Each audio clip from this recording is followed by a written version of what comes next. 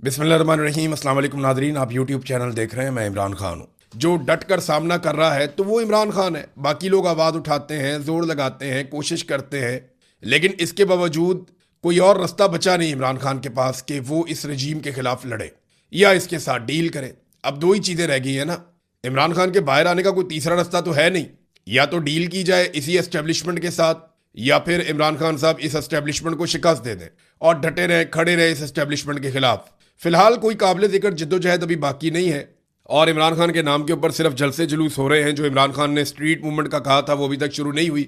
सुहेल अफरीदी भी अब उसी तरह की तनकीद की जद में आ गए हैं जैसी तनकीद अली अमीन गंडापुर पे शुरू हुई थी गुज़िश्ता साल। बस उसी तरह के हालात अब सुहेल अफरीदी के भी होते चले जा रहे हैं और वो बहुत तेज़ी से उस तरफ बढ़ रहे हैं, क्योंकि स्ट्रीट मूवमेंट में इमरान खान साहब ने जो हुक्म दिया था उस पर अमल दरामद नहीं हुआ और वो कोई भी तहरीक शुरू करने में कामयाब नहीं हुए। और उनके पास सबसे आसान तरीका यह है कि वो कह देते हैं कि तहरीक तहफ़्फ़ुज़ आईन पाकिस्तान से जाकर मिलो, उनसे पूछो क्या करना है, हम तो जनाब उनके इशारे का इंतज़ार कर रहे हैं।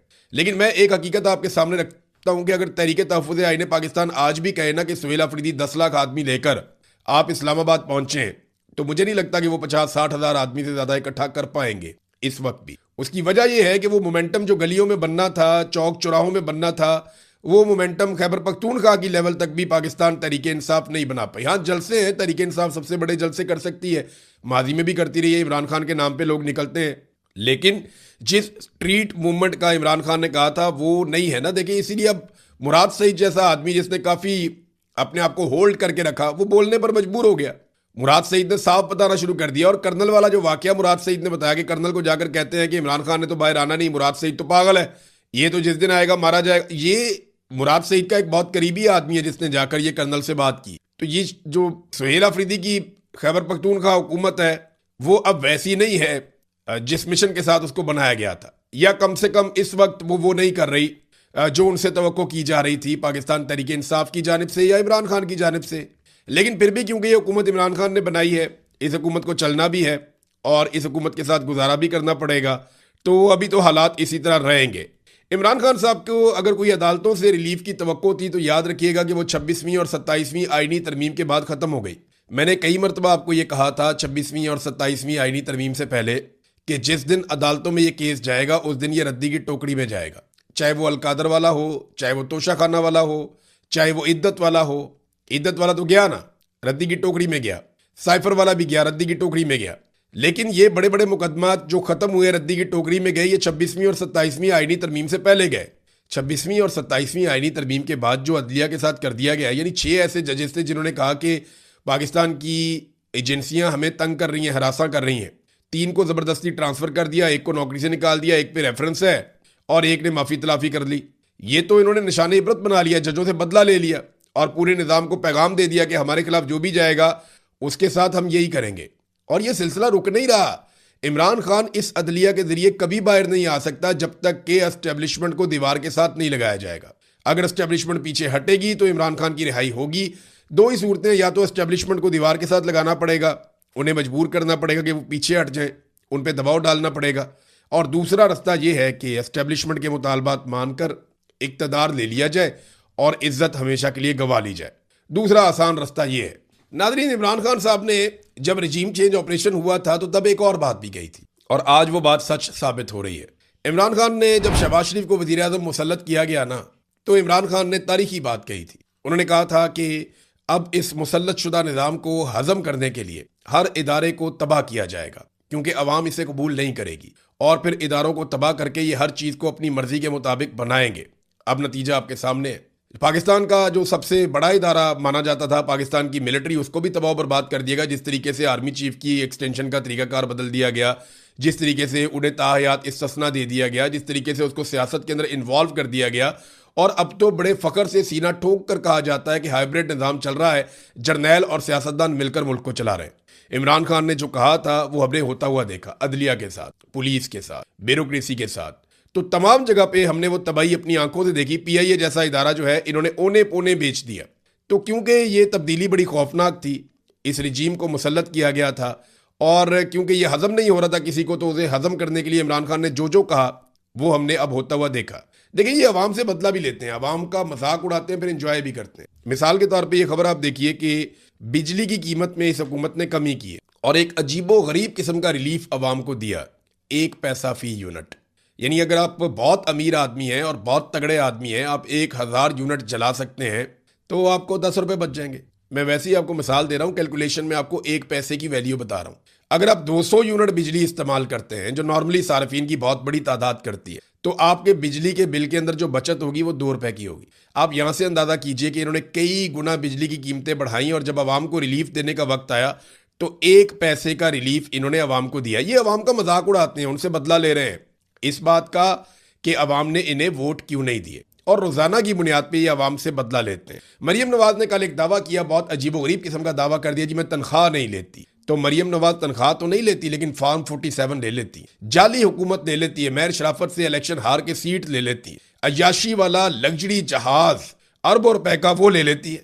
मरियम नवाज हर दिन करोड़ों रुपए का प्रोटोकॉल ले लेती है, गरीबों और मस्कीनों की बददुआएं ले लेती है, सरकारी खर्च पर बैरूनी मुल्क जाते हुए अपनी फैमिली, बेटी, दामाद, बेटी की सहेली और नौकरानियां और मेकअप वालियों को भी साथ ले लेती है, बस तनख्वाह नहीं लेती। अपनी काबीना और ब्यूरोक्रेट्स के लिए नई और लग्जरी गाड़ियां ले लेती है, बस तनख्वाह नहीं लेती। सरकारी फंड से अपनी और अपने वालिद की जाती तशहीर के लिए अरबों रुपए के फंड ले लेती है, मगर तनख्वाह नहीं लेती। ये कौम को बेवकूफ समझते हैं। भाई ये जाली है हुकूमत, मेरिट की तो आप बात ही नहीं कर सकते। मैं मेरिट पे यकीन रखती हूं, अगर मेरिट पे यकीन रखती तो आज महर शराफत MPA होता, अगर मेरिट पे यकीन रखती तो आज पाकिस्तान तहरीक इंसाफ का वजीर आला पंजाब होता। मेरिट की धज्जियां तो इस बाप बेटी ने मिलकर खुद उड़ाई हैं और इनके चचा ने 17 सीटों के ऊपर इन्होंने पाकिस्तान में हुकूमत बनाई और थोड़ी सी सीटें आप बढ़ा लें तो इसके साथ इन्होंने पंजाब में हुकूमत बनाई। इनको बड़ी खौफनाक शिकस्त हुई थी पंजाब के अंदर, इसके बावजूद जबरदस्ती इन्होंने मेरिट की खिलाफ वर्जी करते हुए हुकूमत बना ली है। नाज़रीन, ट्रंप ने कल प्रोजेक्ट फ्रीडम के खात्मे का ऐलान किया था। ट्रंप ने कहा था कि पाकिस्तान के साथ बातचीत हुई है और पाकिस्तान ने दरख्वास्त की है कई और मुल्कों के साथ मिलकर, और हमारा और ईरान का कोई मुआहदा होने वाला है, लिहाजा मैं प्रोजेक्ट फ्रीडम को इस वक्त रोक रहा हूं। तो शहबाज शरीफ साहब तारीफ का कोई मौका जाने नहीं देते, यानी शहबाज शरीफ साहब कोई मौका ज़ाया नहीं करते कि जहां पे उन्हें तारीफ करने का मौका मिले और वो एक लम्हा भी ताखीर करें। सलूट ठोकने का, खुशामद करने का, जूते पॉलिश करने का शहबाज शरीफ कोई मौका अपने हाथ से जाने नहीं देते। उन्होंने फौरी तौर पे जो है वो ट्रंप के लिए स्टेटमेंट भिजवा दिया कि जनाब बहुत शुक्रिया आपका, बड़ी मेहरबानी आपकी, कमाल कर दिया आपने, और बड़ा जरूरतमंदाना फैसला है आपका कि आपने ये जो आपका प्रोजेक्ट फ्रीडम है इसको रोक दिया हमारी दरख्वास्त के ऊपर, और फिर आगे अमन की उम्मीद कर दी। फिर फील्ड मार्शल की तारीफें भी बीच में कर दी कि जनाब फील्ड मार्शल ने फ्री कैन को बिठाया टेबल के ऊपर, ये उनकी बड़ी कामयाबी है। और भाई अमेरिका को फेस सेविंग ही नहीं मिल रही, कोई दुनिया में उसको और फेस सेविंग देने को तैयार नहीं है, तो आपकी कमेटी निकल आई है कि आप ईरान के साथ, आपका एक मुल्क है और ईरान के साथ आपके ताल्लुकात हमेशा से बेहतर रहे हैं, तो उसकी वजह से अब आप फ़ायदा उठा रहे हैं और डोनाल्ड ट्रंप भी फ़ायदा उठा रहा है। तो शहबाज शरीफ साहब ने शुक्रिया का सलूट ठोक दिया डोनाल्ड ट्रंप को, और उधर डोनाल्ड ट्रंप ने एक नया स्टेटमेंट दे दिया। डोनाल्ड ट्रंप ने जो स्टेटमेंट दिया वो ये दिया कि ईरान ने मुआहदा कबूल नहीं किया तो पहले से ज़्यादा शदीद बमबारी करेंगे। ये अमरीकी सदर डोनाल्ड ट्रंप कह रहे हैं कि अगर उसने अमेरिका के मुजव्वज़ा मुआहदे को कबूल ना किया तो पहले से ज़्यादा तबाहकुन बमबारी की जाएगी। सोशल मीडिया नेटवर्क के ऊपर उन्होंने अपनी पोस्ट में लिखा कि फ़र्ज़ करें कि ईरान मुआहदे पर अमल करने पर रजामंद हो गया तो अमरीकी ऑपरेशन का खात्मा हो जाएगा और आबनाए हुर्मत समेत तमाम सबके लिए वो खुल जाएगी। साथ ही उन्होंने ईरान को धमकाते हुए लिखा कि अगर ईरान राज़ी ना हुआ तो बमबारी शुरू हो जाएगी, और अफसोस के साथ कहना पड़ता है कि इसकी सतह और शिद्दत पहले के मुकाबले में कहीं ज़्यादा होगी। ये जनाब डोनाल्ड ट्रंप साहब कह रहे हैं। अच्छा, एक स्टेटमेंट जो है ना वो अमरीकी वजीर दिफा पीट हेग्सेट का भी है। ये स्टेटमेंट आपको ज़रूर सुनना चाहिए, इसमें बहुत सारी खबरें हैं और इसमें आपको पता चल जाएगा कि जंग जीता कौन और हारा कौन। अमरीकी वजीर जंग ने कहा कि हम ईरान की ज़मीन पर भी नहीं जाएंगे, ईरानी फ़ज़ाओं में भी नहीं जाएंगे। ऑपरेशन प्रोजेक्ट फ्रीडम सिर्फ हरमुज़ को खोलने के लिए है, हम चाहते हैं कि आपने हुर्मुज़ खुल जाए, सिर्फ इसलिए हमने ये ऑपरेशन किया है। अमरीकी फ़ौज चाहती है कि हुर्मुज़ पर ईरान का गैर कानूनी कब्जा ख़त्म कराया जाए।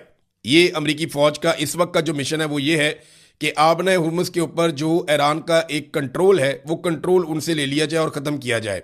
तजारती जहाज़ों को ईरानी जारहियत से तहफ़्फ़ुज़ फराहम करना चाहते हैं, लड़ाई नहीं चाहते। अब ये वो अमेरिका है जो थोड़ा अर्सा पहले कुछ और कहता था, किसी और तरीके से कहता था। ये वही वजीर दिफा है अमेरिका का जिसकी ज़बान से बहुत बड़े बड़े दावे निकलते थे, अब वो कहते हैं हम ईरान के साथ जंग करना ही नहीं चाहते। हम सिर्फ आबनाए हुर्मुज़ को खुलवाना चाहते थे। तो भाई आबनाए हुर्मुज़ तो हमेशा से खुली हुई थी, वो तो आज तक बंद ही नहीं हुई थी, वो तो कभी एक लम्हे के लिए भी बंद नहीं हुई थी। ये तो पहले अमेरिका ने एक जंग लड़के बिला वजह आबनाए हुर्मुज़ को बंद करवा दिया, और उस वक्त जो जंग लड़ने के मकासद थे उनमें क्या था, एक ईरान में रजीम चेंज करना, वो नहीं हो पाया। दूसरा, ईरान से यूरेनियम उठाकर ले जाना, वो भी नहीं हो पाया। तीसरा, ईरान की मिसाइलों की और ड्रोन्स की पूरी ताकत को कुचल देना, वो भी नहीं हो पाया। रजा पहलवी को ईरान में पहुंचा के वहां का हुक्मरान बना देना, वो भी नहीं हो पाया। तो जितना कुछ ये चाहते थे कि ईरान के साथ किया जाए, उनमें से कोई एक चीज भी नहीं हो पाई, बल्कि ईरान पहले से ज्यादा शिद्दत से खड़ा हो गया, उसे अपनी ताकत का अंदाजा भी हो गया। उल्टा ईरान ने आबनाए हुर्मुज़ बंद कर दी। अब वो पुराने सारे मिशन छोड़ के जो आबनाए हुर्मुज़ पहले खुली हुई थी, जो अपनी बेवकूफ़ी से एक लड़ाई करवा के इन्होंने ईरान के हाथों बंद करवा दी, अब इनका वाहिद मिशन ये रह गया कि वो खुल जाए, पहले की तरह हो जाए, कि चलो ठीक है कोई गल नहीं, वो तो मान ले, जैसे पहले था वैसे ही कर लेते हैं।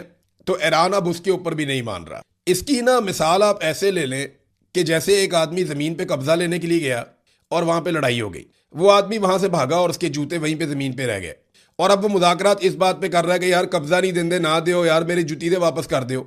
ये है सूरत हाल।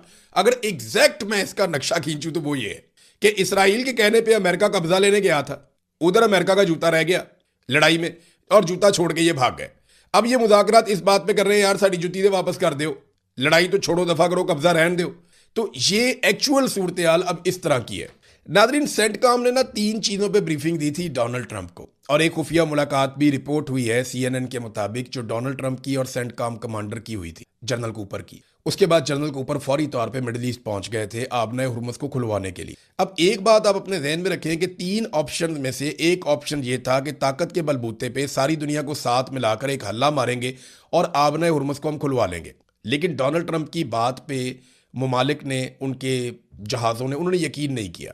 उन्हें लगा कि डोनाल्ड ट्रंप हमारे जहाज तबाह करवा लेंगे अपने फायदे के लिए, लिहाजा वो वहां से निकले नहीं और वो बात बनी नहीं। तो आबनाए हुर्मुज़ को खुलवाने वाला ऑप्शन जो एक था वो तो हो गया फेल, और ईरान ने वहां पे अपनी बालादस्ती साबित कर दी। डोनाल्ड ट्रंप प्रोजेक्ट फ्रीडम से पीछे हट गए और फेस सेविंग के लिए एक मरतबा फिर पाकिस्तान का नाम उन्होंने इस्तेमाल कर लिया। दूसरा ऑप्शन था कि एक भरपूर और बहुत बड़ा हमला जिसमें बड़ी शदीद बमबारी होगी, और तीसरा ऑप्शन था कि जमीनी लड़ाई छेड़ दी जाए ईरान के साथ। अब अमेरिका क्या इन 2 बाकी बचे हुए ऑप्शंस को इस्तेमाल करेगा, यह है एक बड़ा सवाल।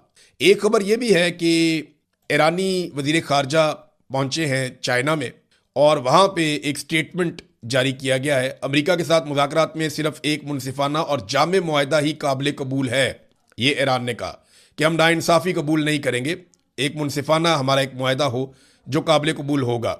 जबकि चाइना ने भी कहा कि दोबारा जंग शुरू होना हमारे लिए काबिल कबूल नहीं है, और ये ख़ास तौर पर ज़रूरी है कि मुकालमे और मुज़ाकरात के लिए अज़म बरकरार रखा जाए, बातचीत करते रहे, किसी तरह बातचीत से ये मसला हल हो जाए।